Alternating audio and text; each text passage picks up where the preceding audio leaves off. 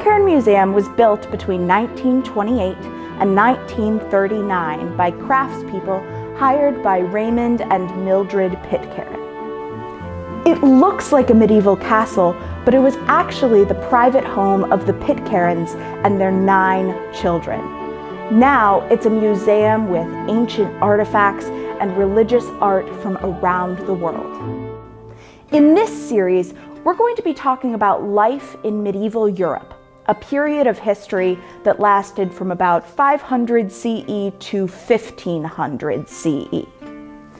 One of the ways historians think about life in this time is to divide people into 3 groups: those who worked, those who prayed, and those who fought. These groups shared many things in common, like where they lived and what they believed in.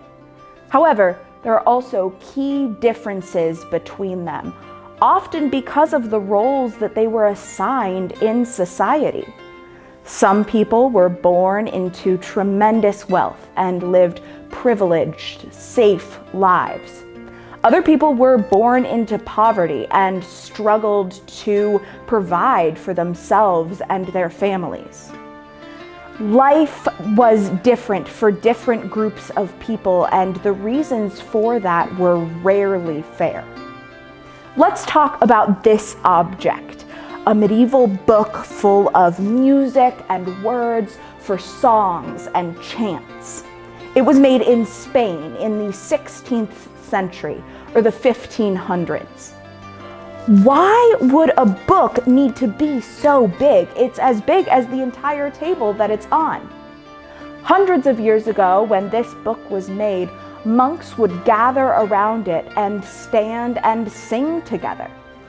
By making a book this big, they could all see the words and the music at the same time, rather than everyone having to have their own copy of the same book. In the medieval era, books like this were made by people called scribes. Instead of writing on paper with a pen or a pencil, scribes would use ink and a quill made with a feather to write on parchment made out of animal skin.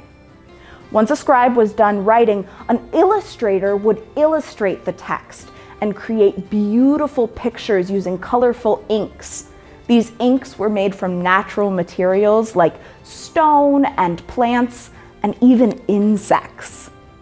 Finally, an illuminator would use very, very thin gold to make the text shimmer and shine.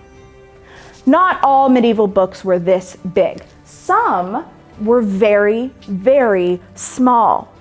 This page comes from a book of hours.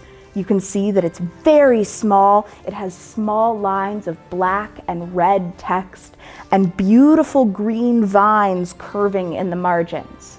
Some of the letters are decorated with gold to make it shine in the light. Books of hours are books of Catholic prayers for different times of the day. They were made small enough to fit in someone's pocket so that they could take them with them wherever they went. Both the objects we've talked about today have religious purposes.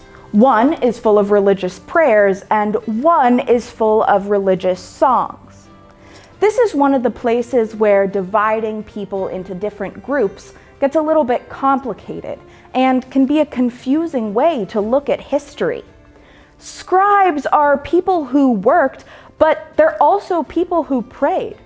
In fact, in the first half of the medieval era in Europe, scribes were actually monks, people who lived apart from society to focus on their religion.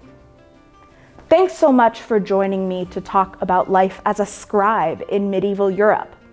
If you're curious about what life was like for other people in medieval Europe, check out the other videos in this series about nuns and monks, stonemasons, and knights. If you're curious about Glencairn Museum, you can visit glencairnmuseum.org.